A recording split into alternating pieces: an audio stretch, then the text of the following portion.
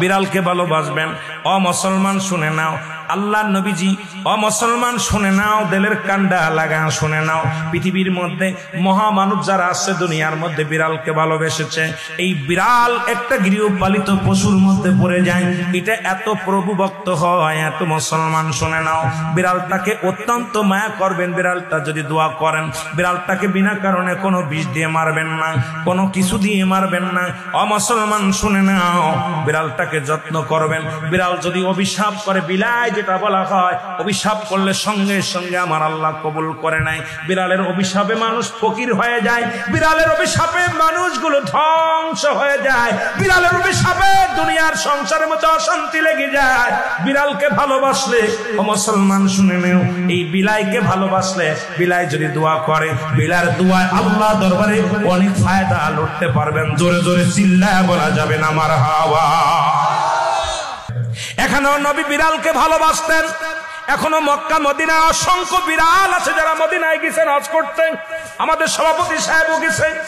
অসংখ্য বিড়াল গুলো দেখবেন মদিনার মনোয়ারায়, রাসূলুল্লাহর রওজার আশেপাশে, কাবা শরীফের আশেপাশে অসংখ্য বিড়াল। ধরে বলেন ঠিক কিনা?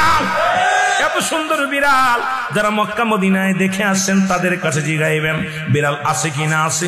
এই বিলাইদেরকে ভালোবাসবেন, বিলাইকে অভিশাপ দিবেন না। একবার এক মহিলা অমুসলমান রাসূলুল্লাহর কদমের মধ্যে একজন বিড়ালকে বিষপান করায় মেরে ফেলল। রাসূলুল্লাহ তখন সংসারের মধ্যে অশান্তি অমঙ্গল শুরু হলো। নবীর কদমে আসলেন, ইয়া রাসূলুল্লাহ, ইয়া হাবিবাল্লাহ, আমাদের অশান্তির কারণ কি?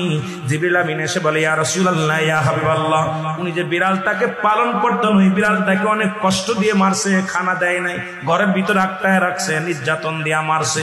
এত কষ্ট পেয়ে বিড়াল ছানাটা মারা গেছে। ওই বিড়ালটা বরদোয়া আল্লাহর দরবারে কবুল হয়ে গেছে।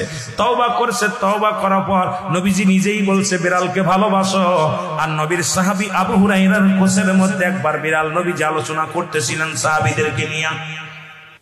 বিড়াল ছানার পিতা আবু হুরায়রা, আল্লাহু আকবার বলেন না। বিড়ালের পিতা হঠাৎ করে কোসের মধ্যে বিড়াল ডেকে উঠছে। নবীজি বললেন, এ আবু হুরায়রা।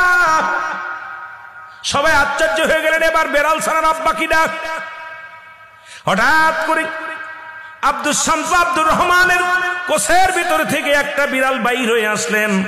নবীজি আবু হুরায়রা নাম দেয়া পর উনি বললেন, ইয়া রাসূলুল্লাহ, ইয়া হাবিবাল্লাহ, আজ থেকে আমার সমস্ত নাম আমি অফ করে দিলাম।